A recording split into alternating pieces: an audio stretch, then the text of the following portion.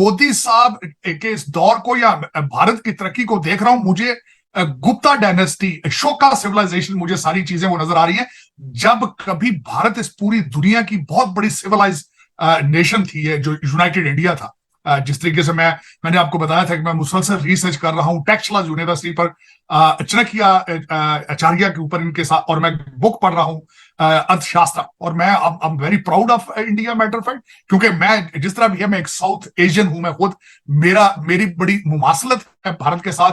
We are the same people. कई लोगों को अच्छा ये नहीं लगता मैं जब कई दफा बात करता हूं, लेकिन इसमें कोई शक नहीं है, we are the same people. Bharat की तरक्की का सबसे बड़ा सीक्रेट उनका एजुकेशन, उनकी, और दूसरा सबसे बड़ा सीक्रेट ये है कि उनकी जो मिडिल क्लास है, उनके जो यंग लोग हैं, उनके अंदर एपेटाइट है टू लर्न एंड ग्रो, जो उनकी तरक्की का सबसे बड़ा सीक्रेट है, जो उनको इस वक्त यूरोप से आगे लेके जा रहा है। क्योंकि अमेरिका और यूरोप, यहाँ के जो नौजवान हैं वो नशों पे लगे पड़े हैं, बोर हो चुके हैं। ये कनाडा का जो ट्रेंड है सबसे ज्यादा जाने का सिर्फ भारतीय पंजाब के अंदर है, और ज्यादातर हमारी सिख बरादरी के अंदर है। दूसरी कौमें, इस वक्त मैं खुद आई विटनेस ये कर रहा हूं चीजें, कि वो यहां से वापस इंडिया जा रहे हैं। वहां पे उनकी तनख्वाहों के पैकेज जो है वो डॉलरों की कंपेटेबल है उनके, बल्कि वो प्रेफर करते हैं कि भारत में जाकर एक अच्छी जिंदगी गुजारें, अच्छा लाइफस्टाइल गुजारें, और तनख्वाहें उनकी अमेरिका के डॉलरों के बिल्कुल बराबर है। क्या इंडिया आपसे बात करना चाहता है?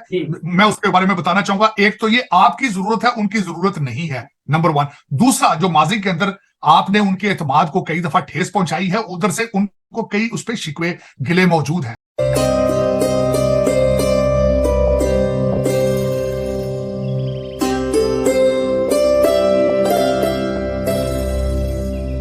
बात करेंगे हम इस टाइम इंडियन प्राइम मिनिस्टर की पॉपुलैरिटी पूरी दुनिया में जिस तरीके से बढ़ती नजर आ रही है, इंडिया और रशिया की ट्रेड जिस तरीके से बढ़ती नजर आ रही है, पाकिस्तान के प्राइम मिनिस्टर इस टाइम पे कहां है, पाकिस्तान की इकोनॉमी इस टाइम किस पोजीशन पे है, इंडिया पाकिस्तान के रिलेशन के हवाले से बहुत सी चीजें डिस्कस करेंगे। अस्सलाम वालेकुम सर। वालेकुम सलाम। Thank you sir, thank you so much. Doctor साहब, मैंने सबसे पहले तो मैं शुक्रिया अदा करना चाहूंगा अपने भारतीय दोस्तों का, जिन्होंने जो इतनी इज्जत अफजाई खासकर करते हैं, और मेरी इस बात को इतना उन्होंने किया। मैं अब I am feeling very honoured, humbled, और शुक्रिया मेरी तरफ से बहुत बहुत। मैंने उसमें कुछ वजूहात बताई थी कि इस वक्त मोदी साहब की पॉपुलैरिटी की वजूहात क्या है, और मैंने उसमें कोई भी ऐसी चीज जो है जिसको एग्जैजुरेट नहीं किया था, बिल्कुल हकीकत में सारी चीजें बताई थी कि किस तरीके से पिछले साल 2 साल से वो मुसलसल ना सिर्फ भारत को, भारतीय करेंसी को, भारत की इकोनॉमी को, भारतीय डायस्पोरा को किस तरीके से वो प्रमोट कर रहे हैं, और वो इसमें कितने कामयाब हैं। मैं यहाँ ये जरूर बताना चाहूंगा कि मुझे ये बताना चाहूंगा लाजमी कि मोदी साहब के इस दौर को या भारत की तरक्की को देख रहा हूं, मुझे गुप्ता डायनेस्टी, शोका सिविलाइजेशन, मुझे सारी चीजें वो नजर आ रही हैं। जब कभी भारत इस पूरी दुनिया की बहुत बड़ी सिविलाइज नेशन थी, ये जो यूनाइटेड इंडिया था, जिस तरीके से मैंने आपको बताया था कि मैं मुसलसल रिसर्च कर रहा हूं टेक्सला यूनिवर्सिटी पर, चाणक्य आचार्य के ऊपर इनके साथ, और मैं बुक पढ़ रहा हूं अर्थशास्त्र। तो मैं इसमें कोई शक नहीं है कि वो दौर दोबारा आने वाला है जब Bharat will be the soul super power. लेकिन इसमें मोदी साहब जैसे लीडर का होना बहुत जरूरी है।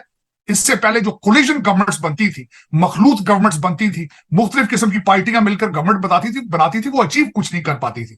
तो इस वक्त सबसे ज्यादा मैं समझता हूं भारत की तरक्की का सीक्रेट मोदी साहब की लीडरशिप है, उनकी डिटर्मिनेशन है, उनकी डेडिकेशन फॉर इंडिया, और उनकी loyalty to India, nationalism for India. ये सारे सीक्रेट है, और मैंने इन्हीं चीजों का जिक्र किया था। एक कंट्री को, एक कौम को अगले लेवल पर लेके जाते हैं, और मैं हमेशा इस बात का जिक्र करता हूं कि काश दूसरे ममालिक में भी ऐसी लीडरशिप पैदा हो, ताकि वो भी जो यूनाइटेड वोटर्स के लिए, लोगों के लिए काम कर सके, बजाय सियासत तनकीद बराए तनकीद, और अपनी सियासी पार्टियों की मोहब्बत में वो फिर वोटर्स को तंग करते हैं। तो मैंने इन्हीं चीजों का इशारा किया था, और मैं I am very proud of India matter fact, क्योंकि मैं जिस तरह भी है, मैं एक साउथ एशियन हूं, मैं खुद, मेरी बड़ी मुमासलत है भारत के साथ। We are the same people. कई लोगों को अच्छा ये नहीं लगता मैं जब कई दफा बात करता हूं, लेकिन इसमें कोई हकीकत, इसमें कोई शक नहीं है, we are the same people.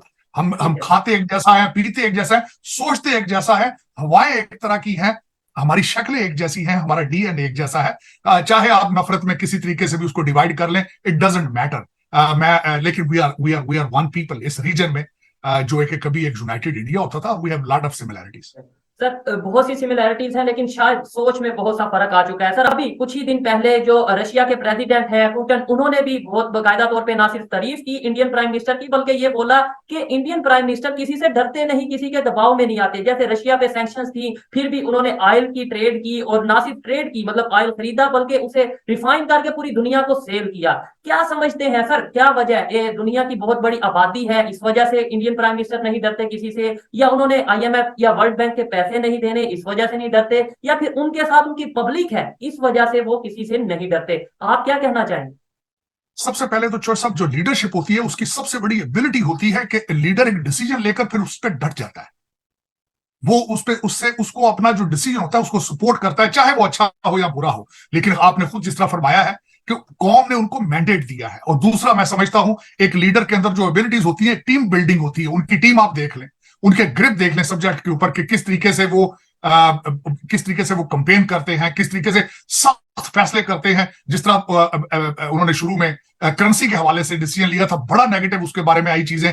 फिर उसके बाद कई दफा आपने देखा है कि उनके जो डिसीजन होते हैं वक्ती तौर पर लगते हैं कि बड़े रफ हैं, बड़े लो जी अब कौम घबरा जाएगी, ये हो जाएगा। लेकिन कुछ महीनों के बाद आप देखते हैं कि वो फैसला उनका ठीक होता है। ये एक मेरे ख्याल में एक अच्छे लीडर की, एक ताकतवर लीडर की एक खासियत होती है कि वो इसको डरना नहीं कहना चाहिए, इसको कहना चाहिए कि वो स्ट्रॉन्ग फैसले कौम के लार्जर बेनिफिट के लिए फैसले लेता है और फिर उस पर डट जाता है। और मेरे ख्याल में इस वक्त जिस तरह मैं आपको एक और छोटी सी चीज बताना चाहूंगा कि दुनिया के अंदर नेशनलिस्ट मूवमेंट्स चली थी हर जगह पे।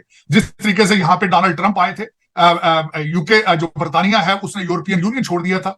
मैक्रोन है, सबसे छोटा वो सदर है लेकिन ही इज फ्रेंच। फिर स्प्रिंग ब्रेक आई, स्प्रिंग राइजिंग आई मिडिल ईस्ट में, इमरान खान साहब आए। ये भी सारी एक नेशनलिस्ट मूवमेंट्स थी। भारत के अंदर जो है मोदी साहब आए थे, लेकिन सारी मूवमेंट्स खत्म हो चुकी हैं। लेकिन मोदी साहब इज स्टैंडिंग अलोन। इसी वजह से he is the most popular leader right now in the world, क्योंकि दूसरे सारी मूवमेंट्स जो है वो खत्म हो चुकी हैं, इंतशार का शिकार हो चुकी हैं। लेकिन मोदी साहब इज स्टैंडिंग हाई मैन। तो दोस्तों, आपने देखा कि किस तरह से साजिद तारर ने पीएम मोदी और उनके द्वारा अपनाई गई पॉलिसी की जमकर तारीफ की। उन्होंने कहा कि मोदी जी ने भारत की तस्वीर को बदल कर रख दिया है, चाहे वो भारत की करेंसी हो या फिर इकोनॉमी। भारत पहले जैसा बनने की कोशिश में लगातार काम कर रहा है, लेकिन इसके लिए मोदी जैसे लीडर का होना जरूरी है। यहाँ पर पहले जैसे भारत से मतलब विश्व गुरु बनने की तरफ लगातार आगे बढ़ने से है, क्योंकि मोदी जी एक ईमानदार और अपने देश से प्यार करने वाले नेता हैं। उन्होंने आगे कहा कि मोदी जी की तरह नेता की आवश्यकता पाकिस्तान को भी है, जो पाकिस्तान को मुसीबत से निकाल कर देश को तरक्की की तरफ ले जाए। आगे उन्होंने कहा कि मोदी जी अपने देश की तरक्की के लिए लगातार काम कर रहे हैं। तो दोस्तों, अगर आपको यह वीडियो पसंद आई हो तो वीडियो को लाइक कर देना, साथ ही साथ चैनल को सब्सक्राइब कर देना और बेल आइकन को दबा देना, जिससे कि आगे आने वाली हर एक वीडियो की नोटिफिकेशन आपको मिल सके। तो दोस्तों, मैं मिलता हूँ आपको एक और नए वीडियो के साथ। तब तक के लिए जय हिंद दोस्तों।